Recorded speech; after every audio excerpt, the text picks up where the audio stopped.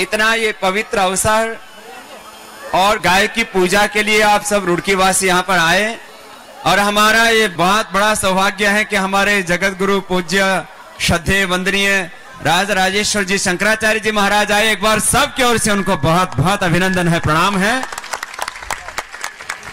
हमारे बत्रा जी जो बहुत जो है देखने में छोटा कद है लेकिन काम बहुत बड़ा किया है। एक बार जोरदार तालियां हो जाए। आप सबके लाडले बहुत प्यारे हैं, इनको भी बहुत बहुत आशीर्वाद है। आज तो हम ये गौ पूजा के लिए यहां पर आए हुए हैं।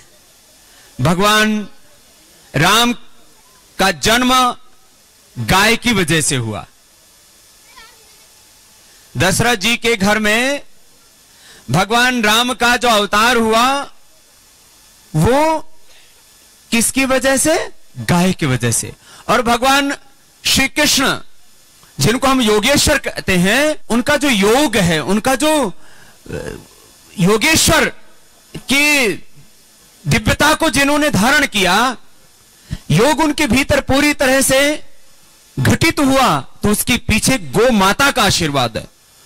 हमारे जितने ऋषि मुनि हैं, भगवान राम, भगवान कृष्ण और शिव से लेकर के जितने ऋषि मुनि हैं, सबने गाय की पूजा की। और अभी भी भारत माता का उद्धार गौ माता के से ही होने वाला, और दूसरा कोई माध्यम नहीं है। ये मात्र एक पशु नहीं है, इसमें सारे दैवी शक्तियों का वास है। जैसे इस पूरी सृष्टि में मनुष्य धरती पर भगवान का प्रतिनिधि है, अमृत पुत्र है, ऐसे ही सब जीवों में गोमाता सर्वोच्च स्थान पर है। उसको माता हमें पशु नहीं मान सकते। और उसके भीतर जो दिव्यता है, उसकी दूध में, उसके घी में। अभी तो हमने दुनिया के इतिहास में पहली बार गोमूत्र से सोने को अलग कर लिया है। माने गाय के मूत्र में सोना होता है। अब इसको हमने साइंटिफिकली प्रूव कर दिया है। और उसका हमने फिर रिसर्च करके प्रयोग किया, तो कैंसर सेल्स के एक 3 तरह के ट्रायल होते हैं उसके ऊपर। एक सेल लाइन होता है, फिर उसके एनिमल ट्रायल होता है, फिर ह्यूमन ट्रायल होता है, फिर कोई मेडिसिन बनती है। तो पहले बार हमने लैब के अंदर कैंसर सेल्स के ऊपर फिर गोमूत्र का जो उसका पूरा एक्सट्रैक्ट निकाल करके उसके जो एक्टिव इंग्रेडिएंट्स है उनका इस्तेमाल किया। तो ये दुनिया के इतिहास की चमत्कारिक घटना है कि गोमूत्र के उस एक्टिव इंग्रेडिएंट्स को अलग करके जब डाला गया कैंसर सेल्स पर, तो कैंसर सेल्स खत्म हो गए। ये भी दुनिया के इतिहास की पहली घटना है। हम छोटे बच्चे थे, सत्संग में जाया करते थे, तो जो भजन करते थे, उपदेश करते थे साधु संत, वो सब बोलते थे गाय के दूध में सोना होता है इसलिए वो पीला होता है, गाय के घी में सोना होता है इसलिए पीला होता है। हम बड़े हुए तो हम सोचे ऐसे बहकाते रहते हैं। अब गाय के दूध में, गाय के घी में कौन सा सोना होगा? लेकिन अब हमने जो रिसर्च किया, गाय के दूध में, गाय के घी में और गोमूत्र में, तीनों में ही सोना होता है। माने ये कोई साधारण घटना नहीं है। ये पीलापन जो है कोई ऐसा गाय कोई हम हल्दी खिला करके कोई पीला नहीं कर देते, ये स्वर्ण की वजह से है। बाकी उससे घृतम व आयुष्य बढ़ता है, कोलेस्ट्रॉल नहीं बढ़ता है, जोड़ों में दर्द नहीं होता है, उससे माने ओज तेज बढ़ता है, रस रक्त मांस में अस्थि मज्जा शुक्र ओज अष्ट धातु पुष्ट होती है। खैर, गाय की तो अनंत महिमा है। आप सब गोमाता की खूब सेवा करें। अपने घर में आप बच्चों के लिए मोबाइल कोई नया मॉडल आता हो तो जरूर बच्चे हट करते होंगे, जिद करते होंगे, ले आते होंगे कि बच्चा मांग रहा है, चलो थोड़ा नया मॉडल इसको दे दो मोबाइल का। मोटरसाइकिल का हट करता है तो वो भी दे देते हैं। बच्चा गाड़ी मांगे तो आपका सामर्थ्य है तो वो भी दे देते हैं। अच्छा, बच्चों के लिए मोबाइल, स्कूटर, मोटरसाइकिल, गाड़ी और भी बहुत कुछ कर देते हैं। हम अपने लिए और अपनों के लिए जब इतना कर देते हैं तो एक हमें हिस्सा घर में गौ माता के लिए भी रखना चाहिए कि ये हिस्सा गौ माता का है और वो गाय की सेवा में लगाना चाहिए। इतना तो हम अपनी तरफ से करें। बाकी कहते हैं बाबा गौ हत्या पर प्रतिबंध कब लगेगा, कब भारत में जो है फिर से गौ माता का वो खोया हुआ गौरव, वो सम्मान उसको वापस हासिल होगा। तो भाई अब तो इतनी बात मैं कह सकता हूं कि अब सारे अवरोध दूर हो चुके हैं और हिंदुस्तान की सत्ता के शिखर पर आज मोदी जी बैठे हैं, तो गौ माता को भी अपना खोया हुआ सम्मान मिलेगा और भारत माता को तो मिल ही रहा है। तो ये काम अब होने वाला है। इसलिए राजकीय स्तर पर, शासकीय स्तर पर, सरकार के स्तर पर जो कार्य होना चाहिए वो तो होगा ही। हमें, हमारा भी तो दायित्व है, हमारा भी तो कर्तव्य है गोमाता के प्रति, उसे हमें निभाना है। जिनके पास में स्थान है वो गाय खुद अपने घर में रखें।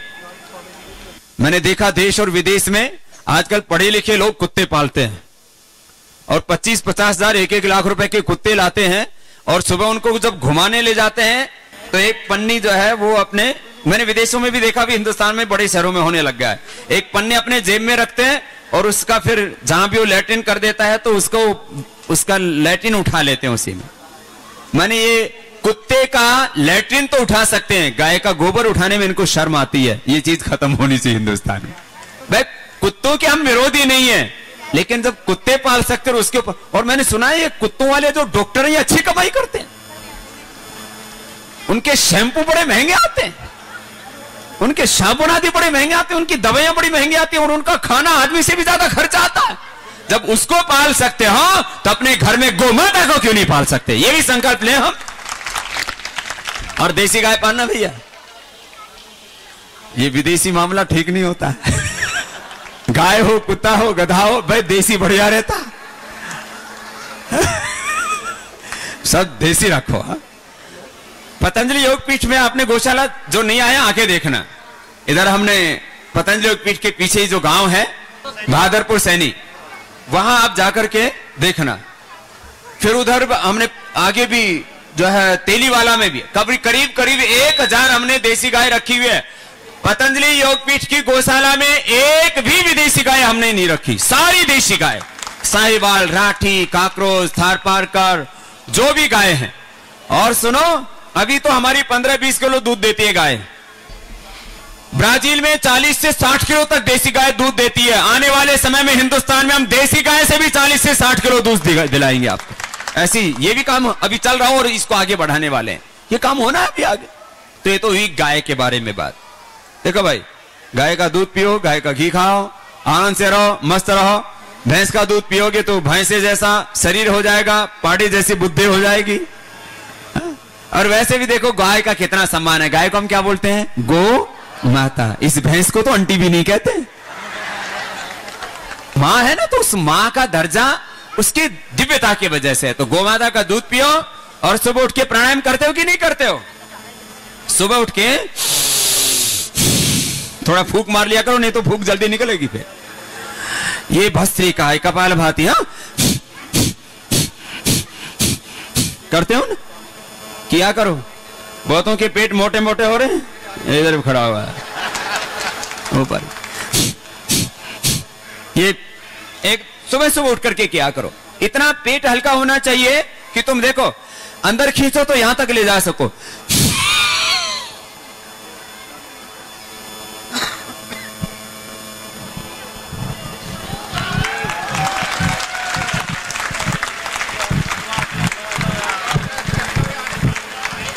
तुम भी घुमाओगे?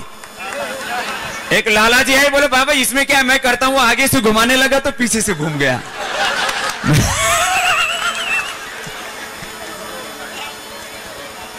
शरीर एकदम फर्स्ट क्लास होना चाहिए। शरीर पर नियंत्रण, इंद्रियों पर नियंत्रण, मन पर नियंत्रण, आत्म विजय, आत्म जितेंद्रियता, यही हमारी संस्कृति है, यही हमारी परंपरा है। अपने शरीर पर, अपने इंद्रियों पर, मन पर। देखो अब क्या हो रहा है, बीपी, शुगर, स्ट्रेस, गैस, पता नहीं क्या क्या हो रखा है। सुबह उठते हैं तो लैट्रिन ही साफ नहीं होती। ओहो, गैस इतनी बनती है कि घर में ऐसे लगता है जैसे हिंदुस्तान पाकिस्तान इन्हीं के घर में आ गया हो। बॉर्डर पर जैसे फायरिंग होती है। अब बताओ, ये कोई ठीक नहीं है। अपना शरीर अच्छा रखो, न गैस, न कब्ज, न एसिडिटी, न बीपी, न शुगर, न स्ट्रेस। और चेहरे पर चमक होनी चाहिए। हाँ, किसी को भी फेयर एंड लवली नहीं लगाना, बिना मतलब लिपापोती कर रहे।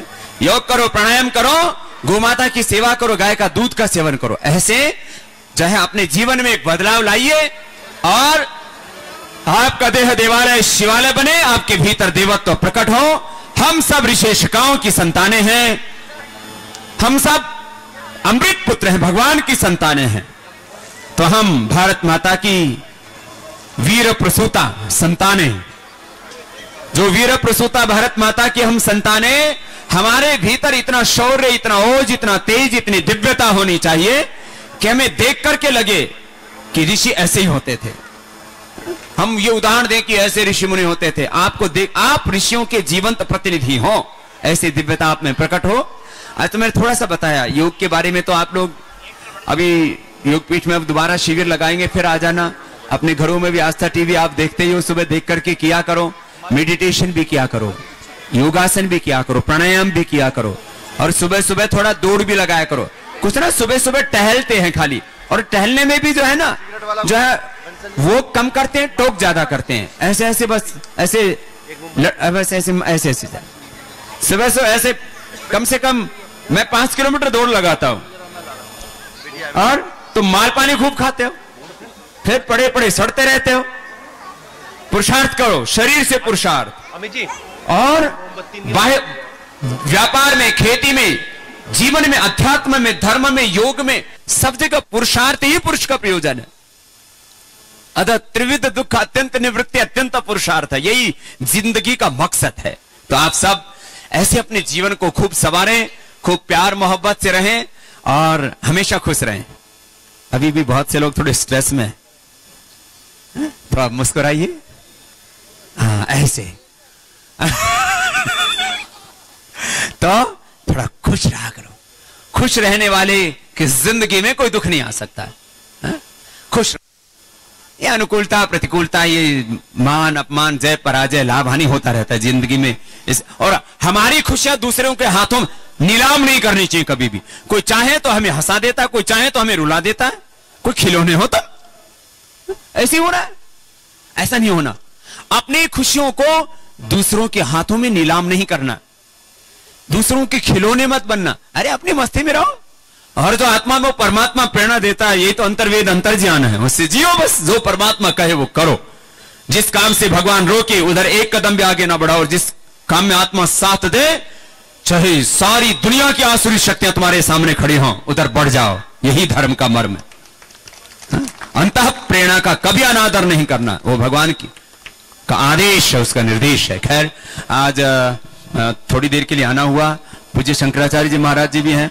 मैं फिर कभी रुड़की में पहले, बहुत दिनों पहले एक योग शिविर लगाया था।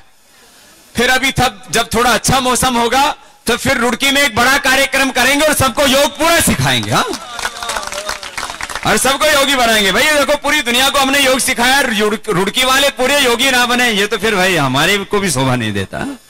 तो आप देखो, यूं पूरी दुनिया में देश का गौरव है, हरिद्वार का गौरव है, और उसमें भी, उस गौरव में भी एक पतंजलि योगपीठ का, योग का, आयुर्वेद का, स्वदेशी का एक बहुत बड़ा गौरव ऋषि ज्ञान परंपरा का पतंजलि योगपीठ से जुड़ा है। और उसको बढ़ाने में रुड़की वालों का भी बहुत बड़ा योगदान, आपकी भी बहुत बड़ी भूमिका। हम आप सबको हृदय से बहुत बहुत प्रणाम करता हूं। हमारे आदरणीय ओपी श्रीवास्तव जी, जो पतंजलि योगपीठ के हमारे एक बहुत बड़े स्तंभ हैं, उनका भी मैं एक बार सबकी ओर से बहुत। आज गोपाष्टमी का कार्यक्रम है।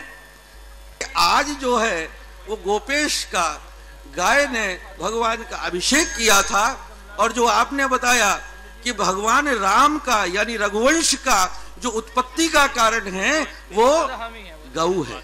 यदि महाराज दिलीप गऊ की सेवा ना करते तो जो है रघु ना होते, और रघु ना होता तो रघुवंश ना हुआ होता। इसलिए रघुवंश का जो श्रेय है वो गऊ को है, और गऊ के कारण से ही ये सारा जो देवता हैं, गऊ के बारे में अभी आपने बहुत विस्तार से बताया था। और अभी तो इनके पास 1000 गाय बता रहे। इनके लिए नंद बनना है, नंद। कृष्ण के जो गार्जियन थे वो कौन थे? नंद। तो जो न बाल कृष्ण के गार्जियन कौन है? नंद बनने के लिए 1000 गाय नहीं, 9 लाख गाय रखनी पड़ती है। इसलिए गाय भी बढ़ानी पड़ेंगी। और मैं सोचता हूं सारे देश में ये गौशाला खोलें तो 9 लाख गाय हो जाएंगी और ये नंद हो जाएंगे। इसमें कोई अतिशयोक्ति नहीं है। जिसपे 5 लाख गाय वो उपनंद और जिसपे 2.5 लाख गाय वो सुनंद। इस तरह ये जो पद है ये गाय कितनी रखता था उसके आधार पर इनका वर्गीकरण होता है। अब मैं इनको पहले कहता था योगी राज, अब कहता हूं राजयोगी। क्या थे ये? पहले थे योगी राज, अब हो गए राजयोगी, क्योंकि इनका चेला बन गया प्रधानमंत्री।